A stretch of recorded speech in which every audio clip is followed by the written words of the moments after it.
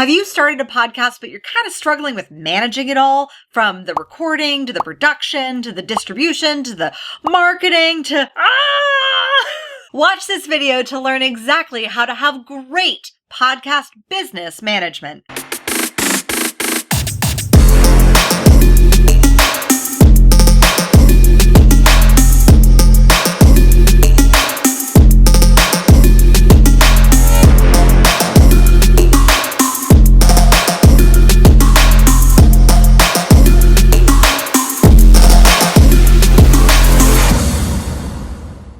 Hey there, I'm Kimberly Spencer, founder of crownyourself.com and host of the Princess and the Bee podcast, helping you become the queen bee of all the bees of your life, from your business, your babies, your bodies, your boys, your bank accounts, and your belief systems, most importantly. And speaking of belief systems, I have worked with so many entrepreneurs who have the belief system that starting a podcast is the best thing ever.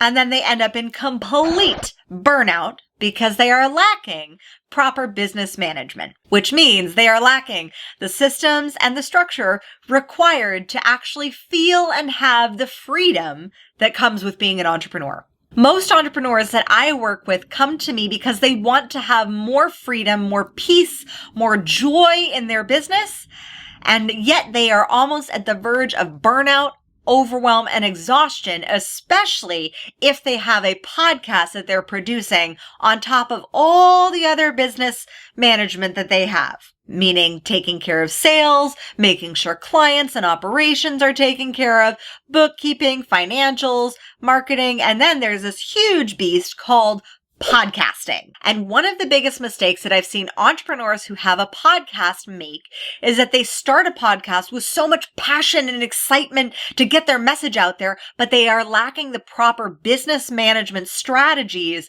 to support and sustain the momentum and the consistency that is required when you have your own podcast. Inside of my program, Communication Queens, I share the exact management strategies that we have within Trello and within our Google Drive that help us not only have successful client relations and manage our existing customers, but also keep a thriving podcast that keeps growing week after week. Oh, so exciting. I love it. So if you want to get those systems, those strategies, and that structure and the exact step-by-step, then make sure you sign up on the waitlist to join Communication Queens so you can turn your podcast into a profit-making machine. Here are the 4 areas that you need to manage to have a profitable podcast business. First, you need to manage your ideas. You see, I work with the visionary leaders, the ones who have too many ideas and too little time, or not enough team and not enough structure to actually implement all the ideas that they have in their business or that they want to have in their business.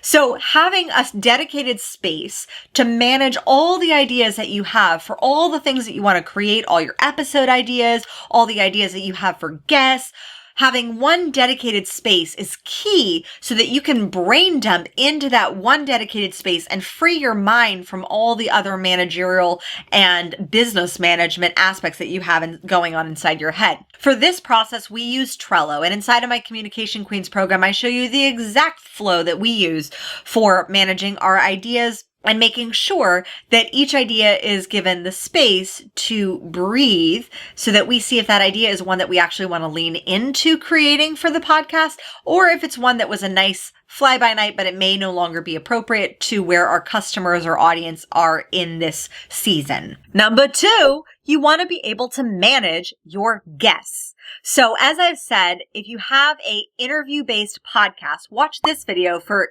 guest automation tips that your guests will love, because you want to build a powerful relationship with your guests.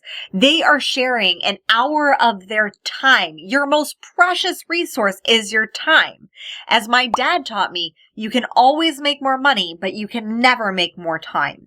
So you want to be sure to honor their time and make sure that your guests are managed well, meaning you either have a team that supports them or an automation structure that makes it easy for them to book, reschedule, cancel, change plans, record, so that everything is in one beautiful holistic space. This can be as simple as having a Calendly link to let your guests easily book their interview and have some follow-up emails, as I've shared in this video on how to optimize your Calendly for successful interviews. Or this can be having a full team support of having a VA welcome them and having them really make sure that they are personally handled to the best of your ability so that they feel really taken care of and supported by coming onto your podcast.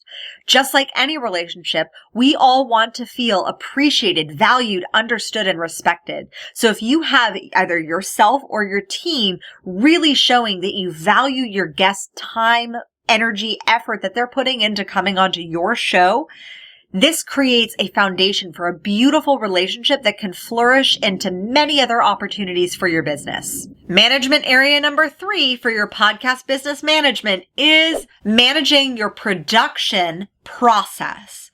Now, your production process doesn't start at the moment that you record. It actually starts beforehand, like I share with my communication queens, with research, management, admin work to make sure that the flow of the process is easy and effortless to get to the point where you are able to stand in your genius zone as the messenger, the leader, the podcaster, and share your message. And then after that, there's the whole post-production process of the editing and all of the other pieces that go into then the distribution and the marketing of your podcast. So having this flow seamlessly and easily from beginning to end is key for every episode that you produce and for the consistency of your own podcast. So having an easy, streamlined system is essential from the beginning of the inception of the idea to the end where the podcast is out there being marketed and being shared with the world. That whole process needs to be mapped out and structured. Inside of my Communication Queens program, I show you our exact breakdown with 52 checklists that me and my team go through for every episode to make sure that we have the back-end support, we have the recording support, the post-production is taken care of, and the marketing is taken care of. I share with you that exact system inside of Communication Queens. So if you want the whole process and don't want to think about this yourself, just get on the waitlist for Communication Queens for when we open. The fourth area that you want to manage for your podcast is your metrics. The feeling of being productive, of producing good content, of putting great things like your podcast and your message out in the world may feel so good.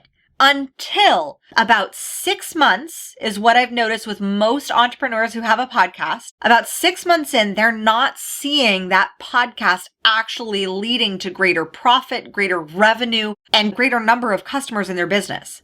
And that's when the burnout, the overwhelm, the annoyances start with having your own podcast. However, if you are a data-driven entrepreneur, which I teach you how to be and what data you need to look for inside of Communication Queens, if you're a data-driven entrepreneur, you can look at the data for the episode downloads and other key metrics for the podcast. So you can see, are you growing or are you collapsing? Because the data will give you insight as to what your audience wants to hear more of and what your audience isn't really resonating with.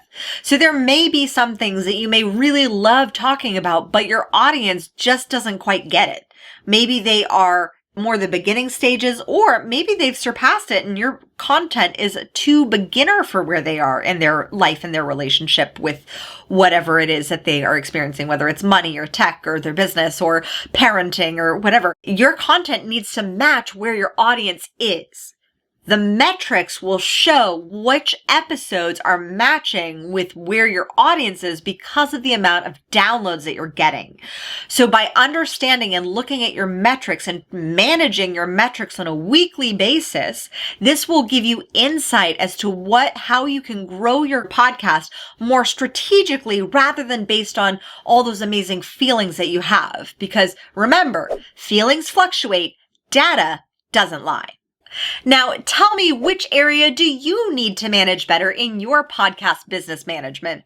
Is it managing all those amazing ideas that you have, or the production process, or knowing your numbers? Let me know in the comments below. If you love this video and you want to learn how to turn your podcast into a profitable podcast, then definitely get your booty down on the waitlist for Communication Queens, where in 8 weeks of group coaching with me, you will learn the 7-step framework to get booked and profit from guest podcasting and having your own podcast turn into a profit-generating machine. Get your booty on the waitlist because doors will be opening soon. And if you like this video, be sure to hit the like button, subscribe, and share it with your friends. As always, my fellow sovereigns, own your throne, mind your business, because your reign is now. Watch these videos next to learn more about how to profit from podcasting. Make sure your technician is there. Helping you become the queen bee of your business, life, and babies, and all the bees of your life, from your boldness and all belief systems and all that jazz.